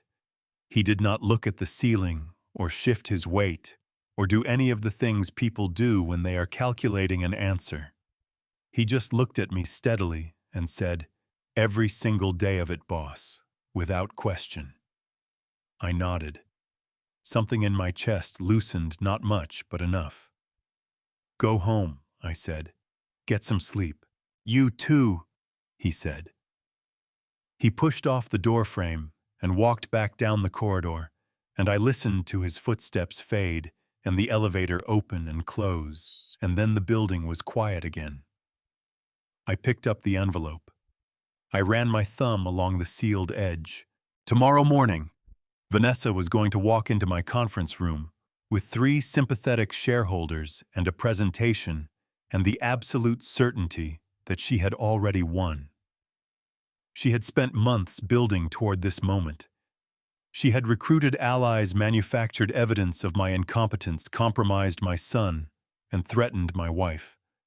She had been methodical and patient, and in her way, genuinely skilled. What she had not done was look closely enough at the man she was trying to dismantle. She had looked at the truck and the work jacket and the modest house, and she had seen an old laborer with more money than sophistication, a man who had gotten lucky and did not fully understand what he had.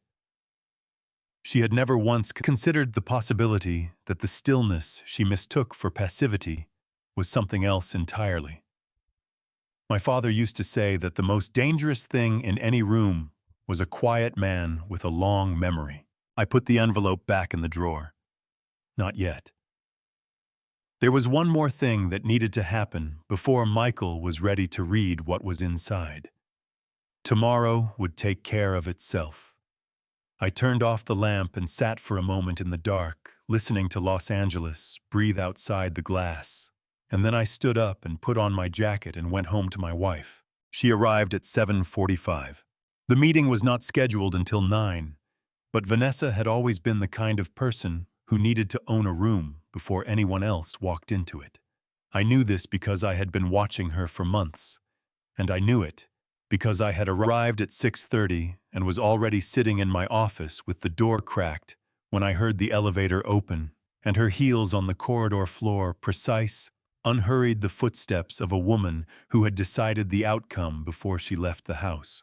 I stayed where I was and watched through the gap in the door. She was dressed in charcoal and cream, her hair pulled back, a leather portfolio under one arm and a tray of coffees in the other hand. 4 cups branded from the expensive place on Grand Avenue, the kind of gesture that looked like warmth and was actually a calculation. She set them on the conference table and opened her portfolio and arranged her materials with the focused efficiency of a general positioning troops. Presentation notes, a printed shareholder roster, a 2-page executive summary of why Carter Commercial Solutions needed new leadership formatted with the kind of clean, authoritative typography that made bad arguments look reasonable. She stood back and looked at the table and nodded once, satisfied, and the expression on her face in that moment was one I recognized from the very first day she walked into my house, the expression of a woman who had already decided how much everything was worth and had simply been waiting for the paperwork to catch up. Patricia arrived at 8:15, settling into a chair outside the conference room, with a large coffee and the proprietorial ease of a woman attending her own child's graduation. She crossed her legs and pulled out her phone and sat there radiating the particular contentment of someone who believes the hard part is behind them. Dale appeared in my doorway at 8:20. He was carrying a thin folder, and his expression was the careful neutral of a man managing significant internal weather. "The 3 shareholders she spoke to are already in the lobby," he said quietly. "Jenkins, Marsh, and Kowalski. They came together." "I know," I said. "Bobby's got the presentation system loaded," Dale said. "The right file." "Good." I looked at him. "How are you doing, Dale?" He blinked. The question surprised him. "Honestly," he said, "my hands are shaking a little." "That's appropriate," I said. "Mine aren't, which probably means one of us is not fully grasping the situation." He almost smiled. "You want coffee before you go in?" "I've had 3 cups since 5 this morning," I said. "I think I'm adequately prepared." He nodded and went back to his desk, and I turned back to the window and looked out at the city for a moment. The towers on Bunker Hill catching the morning light. The freeway. Interchange below. Moving with the particular fluid density of a Los Angeles morning. Everything operating exactly as it always had, enormous and impersonal and entirely unconcerned. At 8:55 I heard the conference room begin to fill. The sound of chairs, of low professional conversation, of Vanessa greeting each shareholder by name, with the precise warmth of someone who had done her homework. She laughed once, a clean, calibrated laugh, and said something I could not quite hear that produced a murmur of polite agreement from the room. Jenkins, Marsh, and Kowalski. 3 of the 7 minority shareholders. Combined, they held 22% of Carter Commercial. Under California Corporations Code Section 600D, any holder or group of holders representing at least 10% of a company's outstanding shares could formally demand a special shareholders meeting. Michael had signed the request, his name on the paperwork, Vanessa's hand on the pen that guided it. The meeting was legal. The process was correct. What was inside the meeting was another matter. At 8:59, I stood up from my desk. I put on my jacket. The canvas work jacket. The old one. The one that still had a faint crease along the left sleeve from where I used to rest it against the door of the truck. I did not own a suit jacket that felt as honest as this one.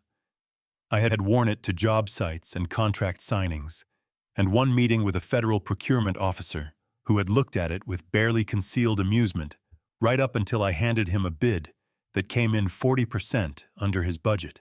I picked up the folder from my desk. It was not thick. It did not need to be. I walked down the corridor toward the conference room. Through the glass wall I could see them, 7 shareholders around the table. Vanessa standing at the head of it, with her presentation on the screen behind her. Patricia's silhouette visible through the exterior window, and Michael sitting at the far end of the table with his hands flat on the surface and his eyes fixed on the middle distance and the expression of a man who was somewhere else entirely in his mind. Vanessa was speaking. I could hear her voice through the glass, confident, measured building towards something. "Carter Commercial is a remarkable company with a remarkable history," she was saying. "No one disputes that.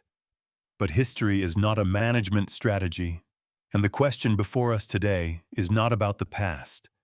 It is about whether this company has the leadership it needs to compete for the next 30 years. She clicked to her second slide. A photograph me at a job site 10 years ago in a hard hat and work boots talking to a crew member. She had pulled it from somewhere, our company website maybe, and she had placed it on the screen with the specific intent of making it look like evidence of something that had passed. "Mr. Carter built this," she said. "We honor that. And part of honoring it is making sure the decisions going forward are made by someone with the energy and the vision that the next chapter requires." Jenkins nodded. Marsh was writing something. Kowalski had his arms crossed, but his expression was not hostile, just waiting to be convinced. I put my hand on the door. I pushed it open and walked in. The room did not go quiet all at once.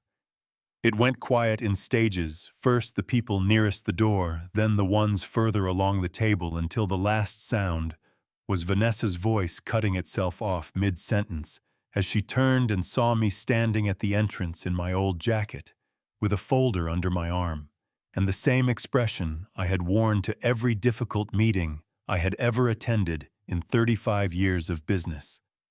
The expression of a man who had already done the work. "Good morning," I said. "Sorry I'm late." I walked to the head of the table, my chair. I sat down. I set the folder in front of me and placed both hands flat on the surface and looked around the room at Jenkins and Marsh and Kowalski, at the 4 other shareholders whose expressions had shifted from confusion to something more alert, at Michael at the far end, who had raised his eyes and was now looking at me with an intensity that was almost painful to receive. And then I looked at Vanessa. She was standing at the other end of the table, with her presentation glowing on the screen behind her and her portfolio open in front of her, and the particular stillness of a person whose plan has just encountered something it did not account for. "Please," I said, gesturing toward the nearest empty chair. "Sit down. We have a lot to get through. Before I show you what was inside that folder, comment. Ready if you have been waiting for this moment. 35 years of work came down to what happened in that room in the next 5 minutes. One more note. This story carries fictional elements built around a lesson worth hearing. If this kind of content is not for you, feel free to step away, and thank you for coming this far." Nobody sat down immediately. There was a moment, 3 seconds, maybe 4, where the room held itself in a particular suspension, the kind that happens when something expected has been replaced by something else entirely, and the people present have not yet decided how to respond. Vanessa stood at the far end of the table, with her hand resting on her portfolio, and her expression doing the rapid, invisible work of recalibration. The 3 shareholders she had cultivated, Jenkins, Marsh, Kowalski, looked between her and me with the alert uncertainty of people who had arrived at what they thought was one meeting and were now realizing it might be another. Michael had not moved. His hands were still flat on the table. His eyes were on me, and the look in them was something I did not have a clean word for, not quite hope, not quite dread, something that lived in the narrow space between the two. Vanessa recovered first. She was good at that. "Leon Shang," she said, and her voice was warm and measured and entirely controlled. "We're glad you're here. We were just beginning to discuss some structural questions about the company's future direction. I think your perspective will be—" "I'd like to share some materials with the group," I said. I opened the folder. The first document I placed on the table was the email thread, 6 messages between a personal address registered to Vanessa Carter and the business account of Frank Okafor, CEO of Okafor Building Systems.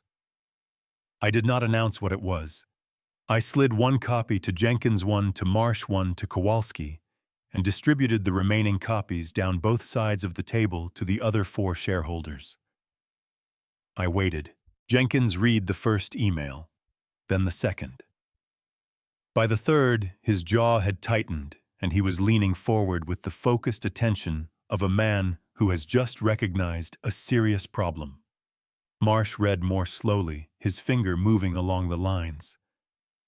Kowalski set his copy down after the 4th email and looked across the table at Vanessa with an expression that had lost all of its earlier neutrality. Vanessa's color had changed.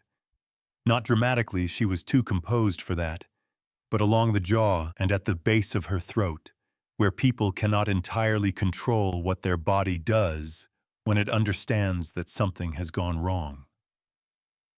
"Those emails are out of context," she said. "There's a perfectly reasonable explanation for—" I placed the second document on the table. The access logs, the credential request form with Michael's signature, the timestamps of 4 sessions inside our proprietary bid filing system, the file reference numbers corresponding to Century City, Glendale, and the West Side portfolio. Michael made a sound, barely audible, a compressed exhale, the sound of a man absorbing a blow he had known was coming, but had hoped would not arrive in this room in front of these people today. The shareholders read. The room was quiet enough that I could hear the ventilation system above the ceiling tiles and the faint ambient noise of the city 40 floors below.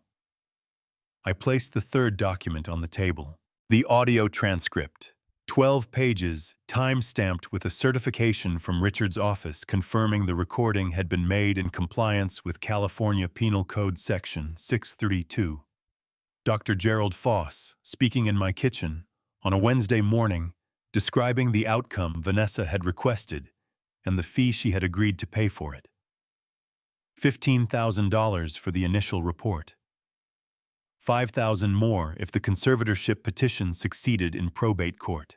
A shareholder, I did not know well, a quiet man named Abernathy, who held 4% and had never once raised his voice at a board meeting, pushed back slightly from the table and looked at Vanessa with an expression of pure, uncomplicated disgust. "Vanessa," he said, "what is this?" She opened her mouth, closed it. Her hand on the portfolio had tightened to the point where her knuckles had gone pale, and I could see the movement in her throat as she swallowed against something she could not swallow down. I placed the fourth document on the table, the video still a captured frame from the camera in our living room, time-stamped showing Vanessa seated across from Evelyn with the transfer documents open between them. Beneath the still image were 6 pages of transcript from the same recording, including the 2 references to the Burbank notary and the extended explanation of how the transfer would remove my legal authority before I could challenge it. Patricia's silhouette was no longer visible through the exterior window. At some point in the last 5 minutes, she had stood up and moved somewhere I could not see, which told me that whatever was happening in this room had reached her through the glass. Vanessa's composure broke. Not all at once, not the way it breaks in films with tears and raised voices and dramatic gestures. It broke the way a load-bearing wall breaks under pressure that has finally exceeded its tolerance, a crack that appears slowly, then spreads, then cannot be stopped. Her chin lifted. Her eyes brightened with something that was not quite tears, but was adjacent to them. Her voice, when it came, had lost its calibration. "This is a selective presentation of information designed to create a false impression," she said. "You have taken things out of context. You have—" She stopped, pressed her lips together, started again. "I have been trying to protect this family. I have been trying to ensure that Michael receives what he is owed by right of blood and 30 years of Vanessa," I said. She stopped. I looked at her the way I had looked at 100 contractors over 35 years who had told me the pipe was fine when I already knew it was not, with the particular patience of a man who does not need to raise his voice because the facts have already spoken for him. "The FBI Los Angeles field office has had copies of everything on this table for 72 hours, I said. This meeting was never going to be a vote. The silence that followed was the loudest thing I had heard in that building since the day we moved in. I placed the 5th and final document on the table. The Chase Bank statement. Michael's account. The 3 deposits from Donnell Consulting Group, $47,000. I did not look at Michael when I put it down. I did not need to. I could feel him at the far end of this table, the way you can feel a change in barometric pressure. Something in the atmosphere around him had shifted, and I knew without looking that he had his face in his hands. Jenkins set his documents down and looked at me directly. "Leon," he said quietly, "What do you need from us?" "Nothing," I said. "I just needed you to see it." Kowalski pushed his copies toward the center of the table. "I withdraw my support for the motion," he said. Marsh said same. Jenkins said same. Abernathy looked around the table and said nothing because nothing needed to be said. Vanessa closed her portfolio. The motion of it, the small final sound of the clasp engaging, was the most honest thing she had done in that room all morning. She picked it up and held it against her chest and looked at me across the length of the table with an expression I had not seen on her face before. Not anger, not calculation, something closer to the moment. A person realizes that the structure they have been building has been resting on ground that was never solid, and that the collapse was not a sudden event, but the inevitable end of a long and undetected process. "I think we're done here," I said. I closed the folder and stood up and buttoned my jacket and walked to the door. Behind me, I heard the room begin to exhale. Patricia was standing in the corridor when I walked out. She had moved from her chair by the... Sometime during the meeting drawn, I imagined by the quality of silence coming through the glass. The particular kind of quiet that does not mean calm, but means something has ended. She was standing with her coffee cup still in one hand and her phone in the other, and when she saw my face, she looked past me through the conference room glass at her daughter. Vanessa was still at the table. She had not moved since I closed the folder. She was sitting with her portfolio in her lap, and her hands folded on top of it, and her eyes fixed on the middle distance, and the expression she wore was one I did not think she had worn many times in her life. The expression of a person who has just discovered that the ground they were standing on was not ground at all. Patricia looked at her daughter for a long moment. Then she looked at me. I did not say anything. I did not need to. I simply looked back at her with the steady, unhurried patience of a man who has nothing left to prove to anyone in this building, and I watched something move through her face, a sequence of things arriving in quick succession, like weather fronts passing one after another. Confusion first, then the beginnings of understanding, then something that might have been shame if Patricia Donnell was capable of arriving at shame through a route that did not first require her to exhaust every other option. She looked down at the coffee cup in her hand. She looked back at me. "Leon," she started.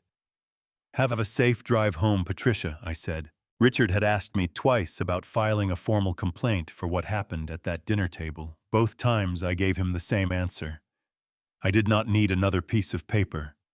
I had everything I needed already, and adding her name to a police report would have cost me time I did not have and attention I did not want. Some people carry their consequences quietly. Patricia Donnell would carry hers every time she looked at her daughter. I walked to my office. 4 days later, 2 agents from the FBI Los Angeles field office arrived at the apartment in Brentwood at 9 in the morning with a search warrant issued by a United States magistrate judge. The warrant had been authorized on the basis of the evidence package Richard had submitted 72 hours before the shareholder meeting, the email thread, the audio recording, the video from our living room, the bank records. 4 separate categories of documented criminal conduct assembled over 3 months and presented to the federal court in a package that Richard later told me was in his professional estimation about as airtight as he had seen in 30 years of practice. The agents were professional and unhurried. They arrived with empty boxes and left with full ones: laptop computers, external drives, printed documents, 2 phones, a leather-bound planner. They were in the apartment for 2 hours and 20 minutes. A neighbor in the hallway watched them carry the boxes to the elevator and later told someone who eventually told Dale, who told me. Vanessa was formally advised of the 3 federal charges she was facing. Trade secret misappropriation under Title 18 of the United States Code section. the theft and transmission of proprietary commercial information for financial gain, carrying a maximum sentence of 10 years per count. Wire fraud under Section 1343, the use of electronic communications to execute a scheme to defraud, carrying up to 20 years. Elder financial abuse under California Welfare and Institutions Code Section 156-10.30. A state charge that Richard had coordinated with the Los Angeles County District Attorney's Office to run concurrent with the federal case. She was not arrested that morning. Federal cases of this complexity rarely proceeded to immediate arrest. She was served with a target letter, advised to retain counsel, and informed that a grand jury had been convened to consider the evidence. She had 30 days to respond through her attorney before the indictment process moved forward. Michael was not charged. Richard had spent 3 weeks prior to the shareholder meeting working with the FBI to establish a clear boundary between Vanessa's conduct and Michael's, a boundary that existed, though narrowly, in the distinction between a man who had signed a form without fully understanding its intended use and a woman who had designed the entire architecture of the fraud from the beginning. Michael had received money. Michael had signed the credential request.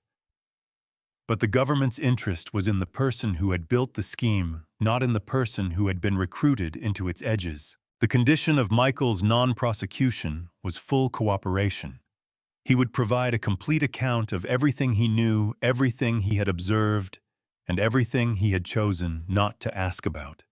He agreed to this without hesitation. Richard told me on the same afternoon the FBI made contact with his attorney. Frank Okafor called Richard 3 days after the shareholder meeting. His own attorney had advised him correctly that his exposure in the trade secret case was significant. Knowingly receiving stolen commercial information for competitive advantage was a federal offense, regardless of whether he had solicited it. He was prepared to settle civilly to provide full cooperation to the government's case against Vanessa and to make Carter Commercial whole on the Century City contract. $2.3 million. A wire transfer cleared within 2 weeks, no litigation required. I took the call from Richard on a Friday afternoon, sitting in my truck in the parking structure beneath my office building. When Richard told me the number, I thanked him and hung up and sat there for a moment, with the engine off and the concrete ceiling above me, and the quiet of a space where no one could see my face. I did not feel triumphant. I want to be honest about that. What I felt was the specific exhaustion that comes after a long job completed, not the clean satisfaction of a thing done well, but the heavier, more complicated feeling of a thing that had to be done and is now finished. The feeling of a man who has just spent 3 months crawling through a damaged system to find the source of a leak and has finally, at considerable cost, found it and fixed it and sealed it shut. The system would hold now. That was what mattered. I started the engine and pulled out of the parking structure into the LA afternoon and pointed the truck toward home. Evelyn was in the kitchen when I walked in. She looked up from what she was doing and searched my face the way she had searched it for 32 years for the specific information that my expression was carrying, that my words would not have gotten to yet. Whatever she found there made her set down what she was holding and cross the room and put her arms around me without saying anything, and I let her, and we stood there in the kitchen for a while with the late afternoon light coming through the window and the ordinary sounds of the neighborhood outside. "Is it over?" she said, her voice quiet against my shoulder. "Most of it," I said. "The last piece is Michael." She pulled back and looked at me. Her eyes were wet, but she was not crying. Evelyn cried in private, always had, and saved the wet eyes for the moments when she wanted me to know what she was feeling without having to say it directly. "He called today," she said. "He asked if he could come by this weekend." I nodded. What did you tell him? I told him Sunday, she said. I told him we'd have lunch. I looked at her for a moment, the woman who had been afraid and had chosen anyway, who had shaken and steadied herself and walked back into the room and felt something in my chest that was not complicated at all. Sunday's good, I said. He arrived 12 minutes early. I saw his car from the kitchen window, the same sedan he had driven for 3 years, nothing flashy, the car of a man who had been living slightly beyond his means and was only now beginning to understand what that had cost him. He sat in it for 4 minutes before getting out. I watched him through the glass and did not go to the door. I let him have those 4 minutes because I understood that a man sometimes needs a moment to decide who he is going to be when he walks through a door. When he knocked, Evelyn answered. I heard her voice in the hallway, warm, careful, the voice she used when she was feeling more than she wanted to show. I heard Michael say, "Hey, Mom," and the particular roughness in his voice that told me he had not been sleeping well. And then I heard her pull him in and hold him, the way she had held him since he was small. And I heard him exhale against her shoulder, a long, ragged sound, like a man putting down something he had been carrying for too long. I stayed in the kitchen. Lunch was simple. Evelyn had made the things Michael had loved since childhood: pot roast, cornbread, sweet tea, in the tall glasses she only brought out for family. We sat at the table where 30 years of Sunday meals had happened, and we ate and we talked about small things, at first, the way families do when they are navigating back toward each other and need the ordinary as a bridge. Michael ate slowly. He kept his eyes on his plate more than usual, and when he did look up, it was at me, quick, searching glances, as though he was checking whether something had changed in my face and was not yet sure what he was looking for. After Evelyn cleared the plates, she touched Michael's shoulder as she passed and said she was going to give us some time, and she walked out of the kitchen with the quiet grace of a woman who understood exactly what the room needed and was willing to remove herself from it. Michael watched her go. Then he looked at me. I filed the divorce papers Thursday, he said. My attorney says it'll be straightforward. No contested assets, there's nothing left to contest. I know, I said. He nodded. His jaw worked for a moment. Dad, I need to say something, and I need you to just let me say it without stopping me. Go ahead. He pressed both hands flat on the table, the same gesture I had seen him make in the conference room in the diner in Pasadena, as though he needed to feel something solid beneath him before he could speak. I knew something was wrong, he said. Not everything, not the details, but I knew the shape of it. I could feel it. And I made a choice every single morning to not look directly at it, because looking at it would have meant admitting that I had already done things I could not take back. His voice cracked on the last word, and he pushed through it. I told myself I was protecting the family. I told myself Vanessa knew things I didn't. I told myself you were being stubborn, and I was being practical. He stopped. I was being a coward. That's what I was being. The kitchen was quiet. Outside the window, the San Gabriel Mountains were visible on the horizon, sharp and clear, the way they only were on days when the air was clean. I reached into my jacket and removed the envelope. I set it on the table in front of him. I wrote this 5 years ago, I said. I want you to read it now. Michael picked it up. He turned it over in his hands, feeling the weight of it. He broke the seal carefully. The way you open something you understand is significant, and unfolded the 4 pages and began to read. I did not watch his face. I looked out the window and let him have the privacy of it. He read for 7 minutes. I know because I watched the clock on the wall without meaning to. When he finished, he folded the pages back along their creases and set them on the table, and pressed one hand over them flat, as though he was trying to feel the words through the paper. "You were going to give me everything," he said. His voice was barely there. "I still am," I said. "When you're ready." And ready doesn't mean perfect, Michael. It means knowing what things cost. Not in dollars, in years, in choices, in the people who stay and the people who go. He looked up at me.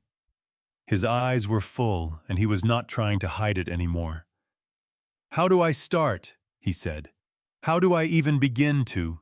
"Same way I started," I said. "You show up, Monday morning.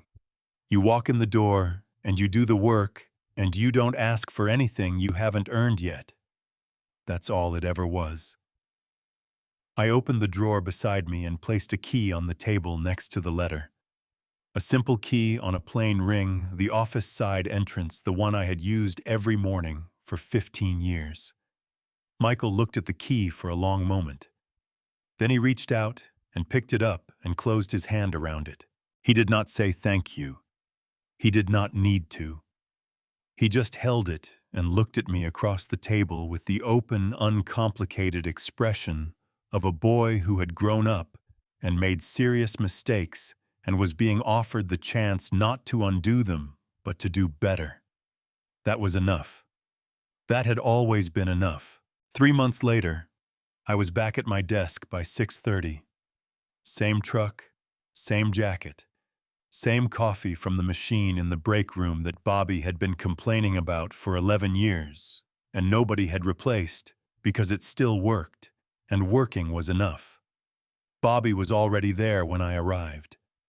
He looked up from his desk and said, "Morning, boss." And I said, "Morning, Bobby."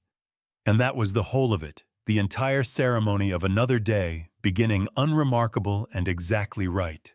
Dale came in at 7 with the quarterly report tucked under his arm and the careful expression he wore when the numbers were good, and he did not want to appear too pleased about it. He set the report on my desk and said, "Pipeline's the strongest it's been in 6 years." And I looked at the first page and nodded and told him good work. And he went back to his office with the quiet satisfaction of a man who had kept faith with something through a difficult season and had come out the other side still standing. The U.S. District Court for the Central District of California had issued its judgment 5 weeks prior. Vanessa had been found guilty on 2 of the 3 counts: trade secret misappropriation and wire fraud. The elder financial abuse charge had been reduced to a civil finding as part of a negotiated resolution. The sentence was 18 months in a federal correctional facility, to be followed by 3 years of supervised release and a civil judgment requiring full restitution of damages. Her attorney had filed notice of appeal, which Richard described as procedurally routine and, in his estimation, unlikely to succeed. Michael was at the desk by the window. I had put him there deliberately, close enough to the main floor, to see how the business actually moved, far enough from my office to understand that proximity to me was not the same as authority. He came in every morning before 8. He asked questions constantly, the right kind of questions, the kind that came from paying attention rather than from trying to appear knowledgeable. He made mistakes, and he reported them himself before anyone else noticed, which told me more about who he was becoming than any single correct decision could have. He looked up when I walked past and said, "Morning, Dad." And I said, "Morning," and kept walking, because that was how it worked here, the same for everyone, no exceptions, no shortcuts, no inheritance of ease. At 9 o'clock, Evelyn called. "How's this morning?" she said. "Quiet," I said. "Good quiet." Dale's report. "Strong," I said. "Strongest pipeline in 6 years." She made a sound, warm and satisfied, the sound of a woman who had been through something difficult and had arrived somewhere solid. "I'm making your favorite tonight," she said. "Be home by 7. "I'll be home by 7, I said. I hung up and sat for a moment with the phone in my hand, looking out through the window at the city below, the towers, the freeways, the vast and indifferent machinery of Los Angeles, doing what it always did exactly as it always had. Somewhere in the bones of that city, in the pipes running beneath the streets, in the drainage systems under the hospitals and the office buildings and the courthouses, was 35 years of my work. Not my name on anything. Not a plaque or a monument or a dedicated wing. Just the pipes doing their job, moving water through the dark so that everything above ground could function the way it was supposed to. That was the whole of it. That was everything. I set the phone down and opened the first file of the day. I had work to do. I have thought about everything that happened, the dinner table, the slap, the silence from my own son, and I keep coming back to one thing. I was too generous for too long, with people who mistook my generosity for weakness. Do not make my mistake. Family drama revenge is never the goal. The goal is to protect what you built with patience, with documentation, and with the quiet understanding that real strength does not need to announce itself. If there is one thing I know, it is this: God does not waste a man's suffering. Every hard year, every betrayed trust, every morning. I showed up anyway. It was all preparation for the moment I needed to be unbreakable. My personal belief is simple.